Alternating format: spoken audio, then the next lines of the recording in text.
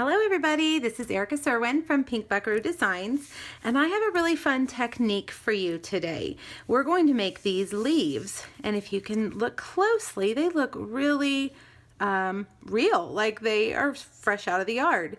This is a technique that I got from my artisan buddy Jen Temko. She did a card, let's see, she did a card that looks just like this, and she has a great video that I've linked on my blog. It's beautiful, and so when I saw her card I had to make it, and I made it, and I thought, okay, I have to do this more. This is really fun. So I'm going to show you what I did, how I used this technique to make these beautiful leaves. Alright, so the first thing you're going to need is some watercolor paper. That's really important. You need to use some watercolor paper. This is not going to work on any other kind of paper.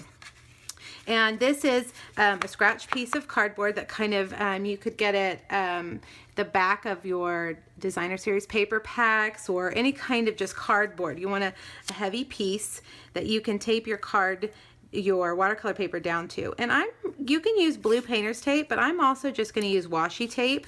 I have a ton of washi tape, and I thought, you know what, I'm just going to grab that and use it. So you're taping that down to keep that paper from curling up. Now we're going to use 3 colors for these cards, and I've got re-inkers. These are what you use to re-ink your ink pads. I have Delightful Dijon, Always Artichoke, and Pumpkin Pie. And I got one of my clear blocks.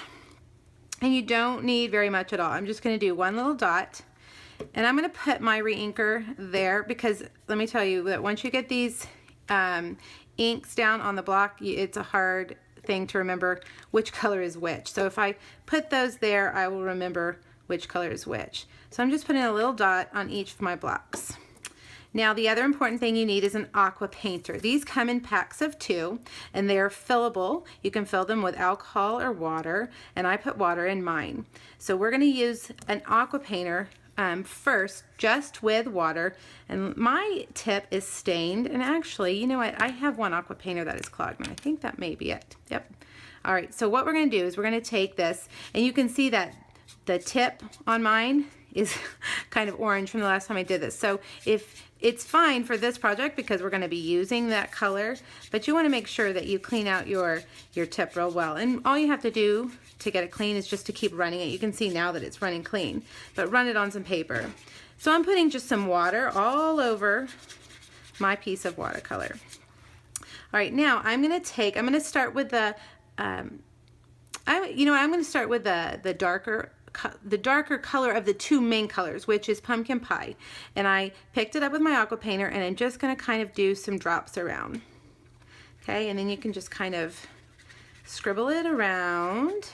Then I'm going to get some of the Delightful Dijon, drop that in there. You can see the more water you add, the more running this is going to do. And you want variations in your color because your leaves are going to be different colors. You want them to look like they've just turned or started turning colors. You don't want them to be a solid color. Alright, now you can see right here, this is when I have put too much of an intense color. It's going to kind of stain that paper. So you want to make sure you have water and that you're dripping it with water on the paper like that. That way you don't get those little stains.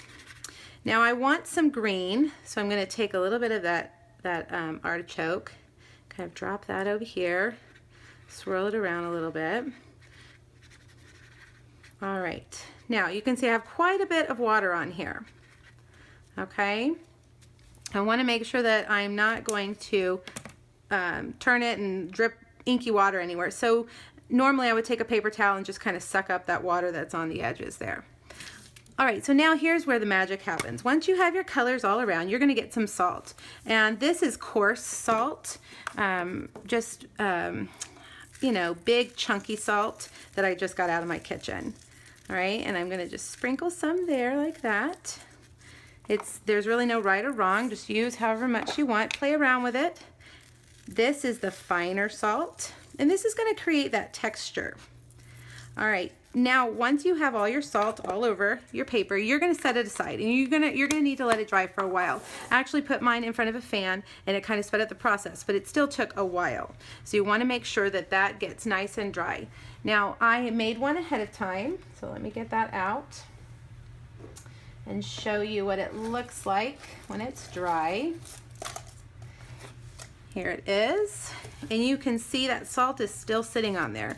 So I'm just going to take, this is just a business card, and I'm just going to kind of scrape all that off. And look at that beautiful texture underneath. Isn't that pretty? This is a messy technique for sure. Very messy. All right. Isn't that beautiful? I am very excited about this one. All right, let's take our washi tape off. Move all of our mess out of the way. And now we need to cut some leaves. So I'm going to use my leaflet thinlits. And I'm going to place them on here. You can get quite a few leaves out of this piece. This is a full-size piece of watercolor paper. And I want them to be kind of different colors. So I want this one to be a little bit green over here, but orange mostly on this side. And same with this one. And I'm going to do this one completely all that orange color. All right. Now I've used my magnetic platform because that's going to guarantee that those are going to stay exactly where I want them when they go through the Big Shot. All right, so let me pop these guys out. Now they're beautiful like that, but I felt like they needed a little more color just to pop. So I got my pumpkin pie ink, and I'm going to just kind of ink those edges, and that really offers another dimension of that color, a little variation. You can see how that just really makes that pop. And let's do the same thing with the artichoke on those edges. Beautiful. Isn't that so pretty? See that compared? How much the inking the edges brings those colors out. All right, so I'm going to do that on all three of my leaves.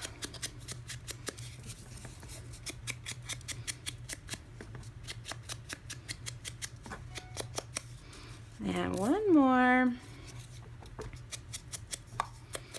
And I think we're ready. All right, let's move the ink out of the way. Now what I used, I decided I really wanted those colors to pop, so I was keeping my base neutral. This is a smoky slate card base, which was 4 1/4 by 11, and I scored it at 5 1/2. This is a piece of Whisper White that I stamped with the hardwood background stamp in smoky slate also, and I inked the edges.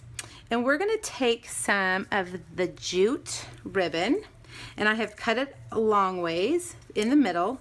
That way I can pull out these threads like this. And about 4, 5, 6. I like the way they are kind of textured curly.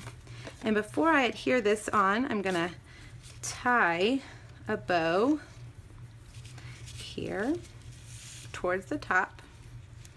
Straighten that out. And I'm using it all just, you know, as one big piece. And then kind of fluff that around. There we go. Now I'm going to use Fast Fuse to get this to stick on really well over here on the side. And now for my leaves. I kind of crumbled them up a little bit. I know, what are you doing? But this is going to help give them a little more dimension. They're going to stick out a little bit more, look a little more realistic because they're a little bit crumpled. A few Stampin' Dimensionals. Got that one there.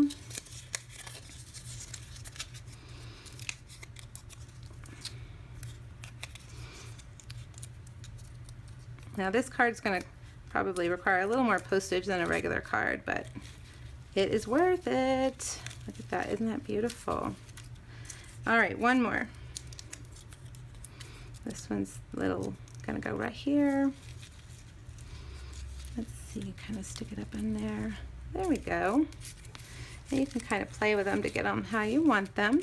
Now the sentiment I used is from the 10 of cards, and I just wanted a little hello right there. So you could use your markers, but I kind of finagled a Post-it note to cover up that other word. Let's see, hopefully I've got it all covered. I'm going to take my memento.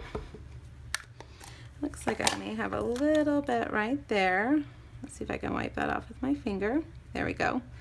And because it's photopolymer, I can see exactly where I'm stamping. There we go. All right, guys. So let me show you a couple more examples. There are our leaves. And then this is one that I showed on my blog yesterday with that same background. Here's one with the red and cherry cobbler background. And here is one that was, I believe it was Bermuda Bay, Pool Party, and Tempting Turquoise. All right, so give this technique a try. See if you're going to become as addicted as I am. It is fun, it's beautiful, and the possibilities are endless, really.